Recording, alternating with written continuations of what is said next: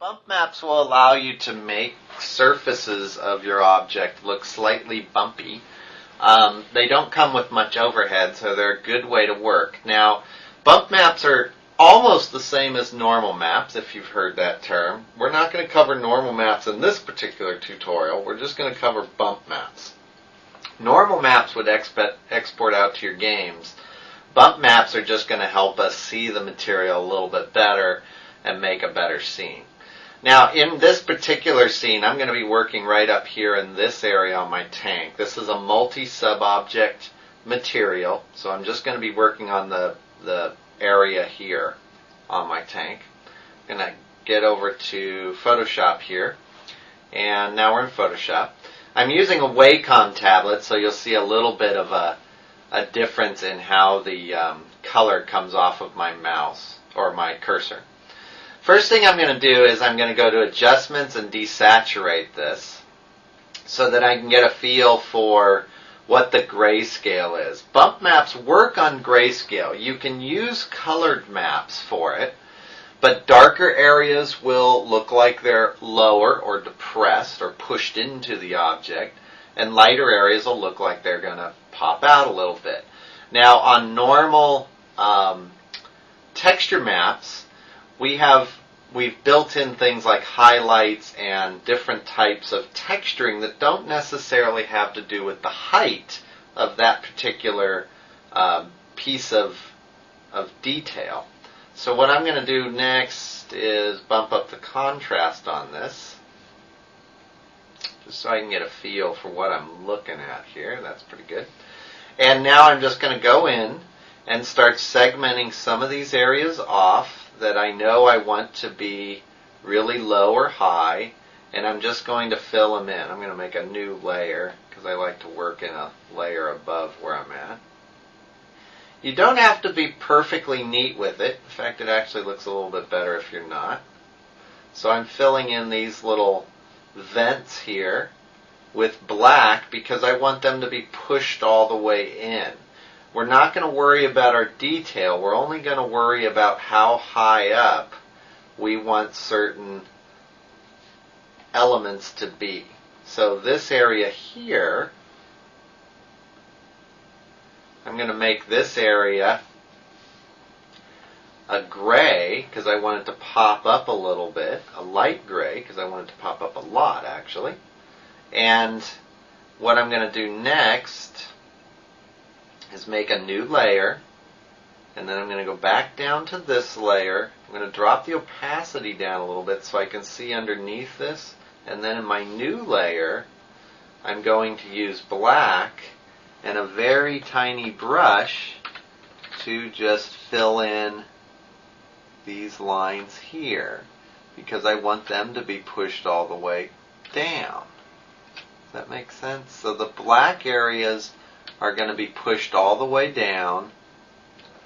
The light areas are going to be higher up. Now this little area here that looks like it's raised a little bit, I'm just going to use my circular selection and I'm going to fill that with white in my new layer that I made so that, there we go, so that will be the highest. Now if I go down here and bump my opacity up, the gray, well, we'll start with the black. The black will be the lowest, the gray will be the next highest, the white will be the highest on my bump map.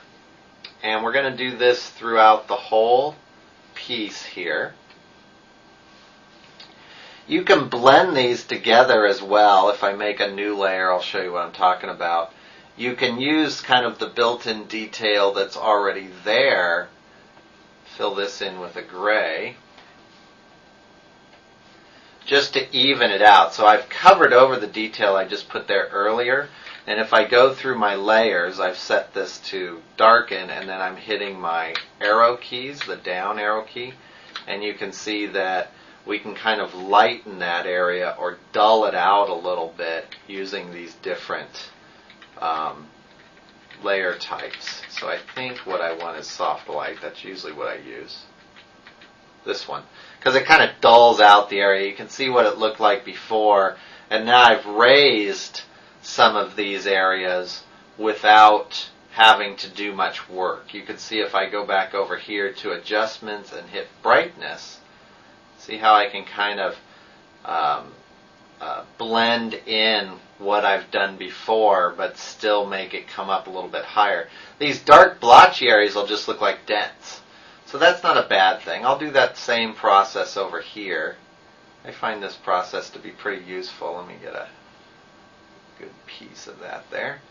And I'll do it in the same layer. I'm going to fill this with a gray. And you can see that I've kind of desaturated that area to bring it out a little bit more. I'll go to a new layer again, and this time I just need to get in here,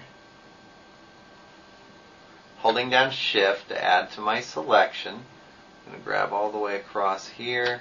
Now I'm holding down Alt to subtract to my selection. Cut these pieces out. And that's going to need to be a slightly darker gray to push them back in. No, darker than that. There we go. And those pieces will be pushed back down a little bit. Now when you've got a higher area, like I do here with this little beam running across, I'm just going to paint over that using my bracket tool to make my brush a little bigger right now. Yeah, checking to make sure I made a new layer.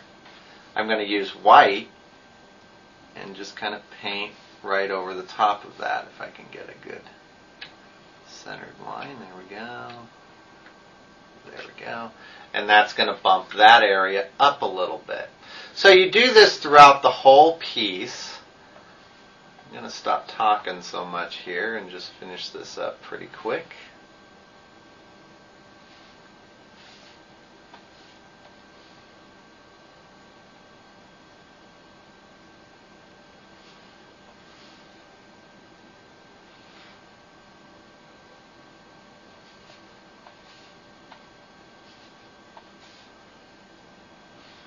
And I'm just using these bump maps to make detail.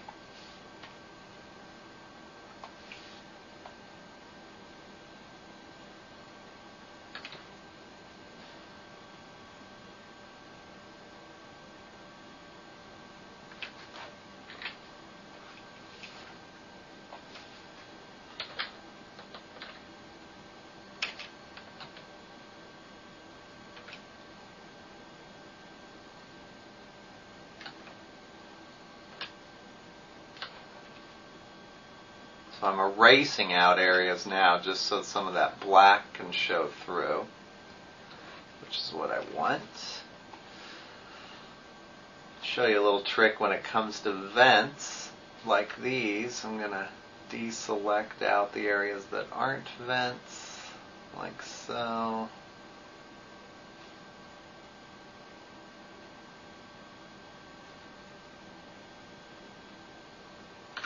And if you just use an eraser on kind of a big fuzzy setting like this one and just erase along the side, holding down Shift to hold down a straight line, then you can erase out some parts and leave them dark. Works pretty well. Alright, I need to go clean up one of this area I worked on before down here. Wrong one. Must be this one, right? Yeah. Okay. Soft light. There we go. That'll expose this area a little bit more. And I'm going to make a new layer here. Move this to the top. And I'm going to paint down into, using black, this kind of burn mark here, just so it's going to look a little bit more dented in. There we go. Same with this area here. We'll just put some dents in there. Okay. So that looks pretty good. I'll go ahead and in the side here what I'm going to do is kind of paint in a few dents just using black so that you'll be able to see them a little bit better when we get this on the model. So I've got these kind of dented areas that don't necessarily have to have any texture associated with them, but they're going to look slightly dented. And this area right here, I'm going to make a little bit lighter so that it's raised. And we'll call it at that. So this guy's going to be raised a little bit. There we go. Okay. Now when you're all done, I'm going to go ahead and flatten all these layers down. When you're all done, you can go back in and kind of clean up some of this detail that's left in here. So what I'm doing now is I'm just kind of simplifying the bump map down so that what we end up with isn't so bumpy. I'm just going to leave some bumpy parts here. There we go.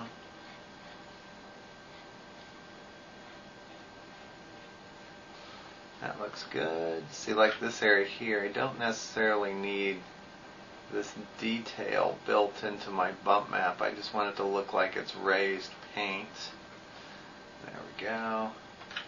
You can paint out some of these little dented areas here to simplify it. There we go. Same with this down here. I'm just going to fill in some of these areas because I don't need them to be so bumpy. I'm going to make this a bump there though. There we go. So now I'm going to save this. And I'm going to save it in the folder that you can use. This was part of the Tank 2 Targa. Remember, that was a multi-sub, so I didn't do the whole tank. I only did a piece of the tank. And I'm going to call this Bump, just so if you want to open it up, you'll be able to see what it looks like. And I'll hit Save. We want to make sure it's 24-bit. There we go. I'm going to put my Wacom tablet away here, because I don't like to work in Macs with it. And we'll minimize this. We'll hop back over to our scene. I'm going to go ahead and isolate this piece just so we can see it a little bit better. And hop over here to my material editor. Find that particular piece. I believe it was this one. Let's view that. Yep, that's the piece that we're looking at. So I'm going to hop back up here to where I can get to my slots. And I'm going to go down to Bump, this one, and we'll use a bitmap, and then we'll go find that bump map that we just made. There it is. Put that in there. I'm going to magnify this just so I can see what it looks like. And now I'll go back up here. Whoops, one more down. I believe that's this one. Yep. And I'm going to bump the bump amount up. And watch this over here. Can you see it getting bumpier? It's subtle. You can see it there really showing up. There we go. I think I'm going to leave it right around there. And if we were to make it shinier, you can really see that bump show up on it. Now, it's not going to show up over here unless I hit this button. And if I hit, well, there we go. If I hit this button and turn off my color, there we go. And now go back down to my bump map. You can see the bump map applied to it there. If we zoom in and render this, you'll see that we have some bumps down here. These little vents look like they're slightly more bumpy. I'm going to make it shiny just so we can see that a little bit better. The shinier it is, the more you'll be able to see it. There you go. You can really see kind of the dents around there. Our paint looks like it's sticking up a little bit more. We have a rim or a ridge right along here now. You see that? I'm not sure that's going to show up on the video. I'm going to bump this up a little bit more just so it's going to show up on the video. You can probably see it now. It's really bumpy. Now over here you'll see that it really got faded out. That's because I didn't spend any time with that in my bump map. And by the way, that's a mistake that's usually covered up on the tank. You know what? Let's not isolate that now. Let's see what the whole tank looks like here. Zoom in a little bit. There we go. So you can see that I've got dents here in my tank, and I've kind of added some detail. This part here would need some work because right now the highlights and the painting part of it is what's being used as the bump map, and that's not what I want. So I would need to go back in and simplify this and make these little holes where the missiles are just black, and the rest of it could be a gray, and then it would be nice and simple like what I have over here. Okay, so that's how a bump map works. It's fairly simple. Neaten this up before we go so I can save it as you're seeing. And you can go ahead and play with the bump maps in your tank. Remember, normal maps work the same, except that normal maps are going to export with the scene into a game engine. So if you're planning on getting this over to a game engine, you might want to use normal maps instead of bump maps.